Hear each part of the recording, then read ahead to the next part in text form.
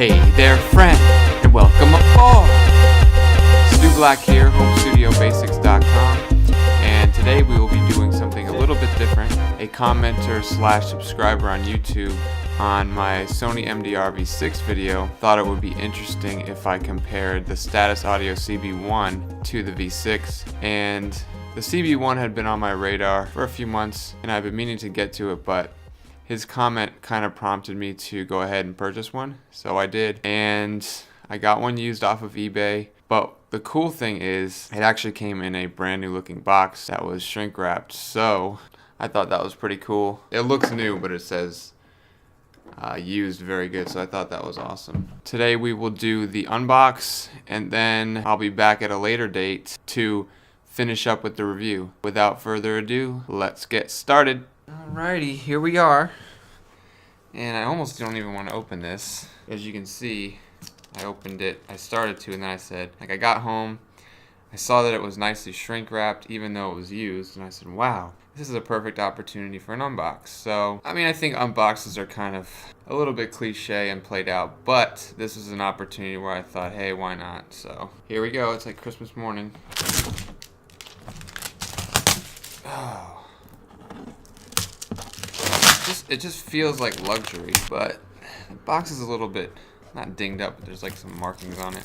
Yeah, you can kind of tell on the outside that it's probably been handled before. But they shrink wrapped it to make it look new, which I thought was kind of cool. So I like the hologram looking lettering on the outside. That was a nice touch. So let's open the box. Okay. It's a little bit plasticky here, but what do you expect for 44 bucks? So they come here with an extra cable, straight cable, with a, wow, this is reminiscent of the Audio-Technica, the original M50. I don't know if you guys have any experience with that, but they had this amazing termination here that was basically indestructible. It actually is identical to the 50. If I can show you real quick. So I've had my 50s for about 5 years, over 5 years now, and look at this. Yeah, see there? CB-1 on my right, and here's the M50. This jack won't be breaking down anytime soon. It's also got standard 1/4 inch adapter, the straight cable extra like I talked about with that same jack, and a piece of plastic. So the headphones themselves, I mean, they're a bit plasticky, but not as fragile as, say, a AKG K240. The pads feel really nice. I really like those pads. And from the pictures, you could tell the pads were pretty awesome. They seem to be made of a protein leather. They fold in like that. They fold this way too, but they don't fold in or rotate in. They fold like this. Headband adjustment feels pretty good. They're numbered. They're numbered right there. Nice padding. And that's that. Alright folks, I'll be back after demoing these bad boys. It shouldn't take too long to get a feel for how they sound. So I'll see you guys later. Thanks for watching. Hey there, friend, and welcome aboard! Stu Black here, HomeStudioBasics.com, and today I will be picking up where I left off with the Status Audio CB-1 this time review. First I did the unboxing, now it's time for the review. And we'll do a little comparison to the Sony MDR V6 as requested by one of my subscribers, I believe. He may not be a subscriber. He may just think I'm adult, but that's okay. Here we go. The Status Audio CB-1 is a closed-back dynamic circumaural headphone with a 50mm driver size, a frequency response of 15 Hz to 30,000 Hz, an impedance of 32 ohms, a sensitivity of 97 decibels per milliwatt, a cable length of 3 meters. A 1/4 inch adapter, yes. Cables detachable, yes. Foldable, yes. Case included, no. Now, let's get to build. The build it's about like an M40X, maybe a little bit flimsier, but yeah, they're about the same weight. They have really big ear pads, which actually contributes to their soundstage. They have a really good soundstage for a closed back, but we'll get into that later. Padding is soft, supple protein leather. It's actually just pretty much perfect. These are mostly made of plastic, and they mimic the look of an M50 on the side here, if you can see.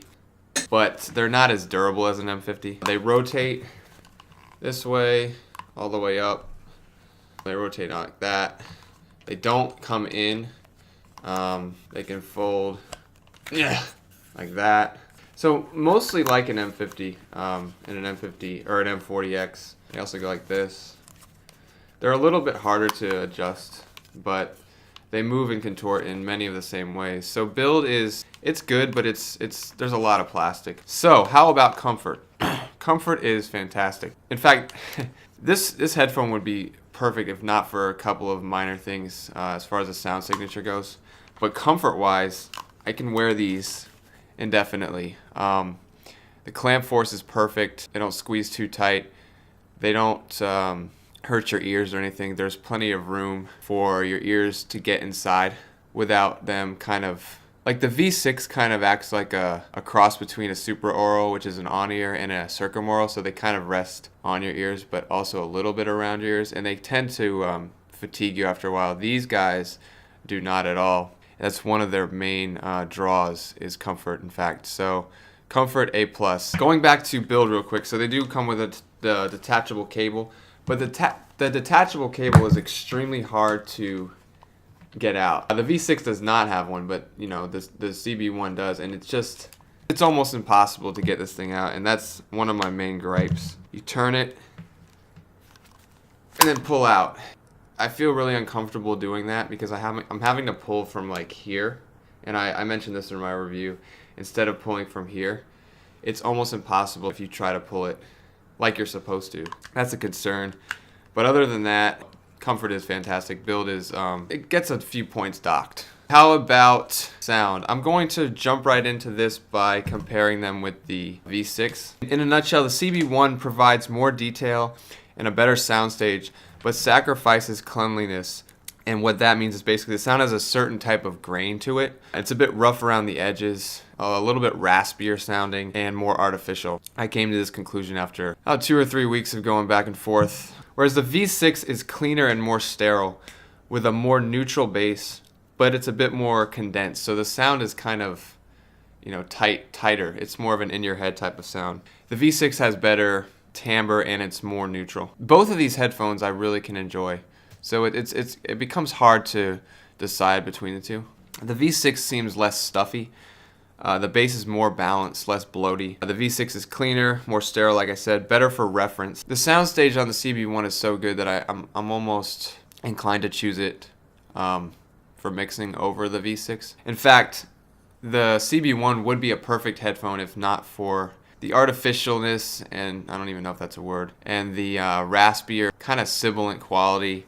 It holds it back from being the absolute #1 top spot headphone in the price range of, you know, the budget category under $100. The V6 is a little bit brighter with less of a bass impact, but the bass is a lot cleaner. With the CB-1, you're getting a little bit more, but it's a little bit looser, more flabby. They both can become sibilant. The V6 a little bit more so on certain tracks. My main gripes with the CB-1 as written in my review is I felt like the mid-range was kind of sucked out in some spots. It's a little bit pushed back, whereas the V6 is a little bit more forward. The mid-bass, like I said, can become bloated, but looking at a graph, you wouldn't think that because it's a fairly gradual line. There's some roll-off, but it's a gradual line going into mid-bass, but for some reason I found it to be a little bit like loose, kind of a little bit too over-exaggerated, almost like an M40X.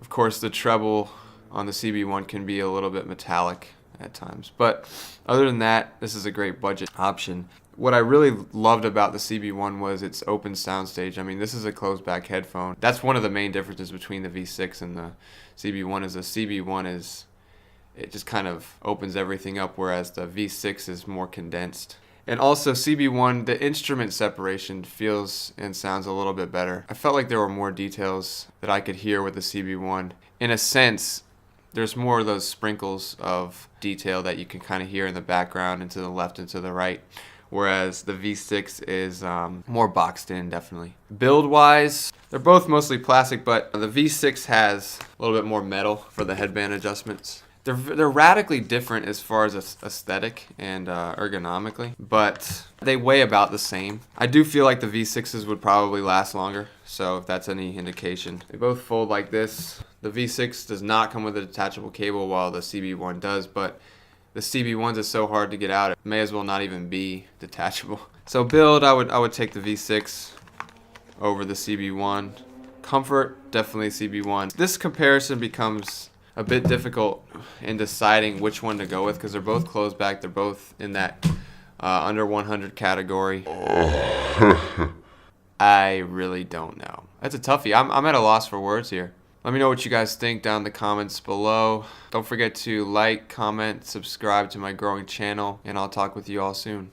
Peace out.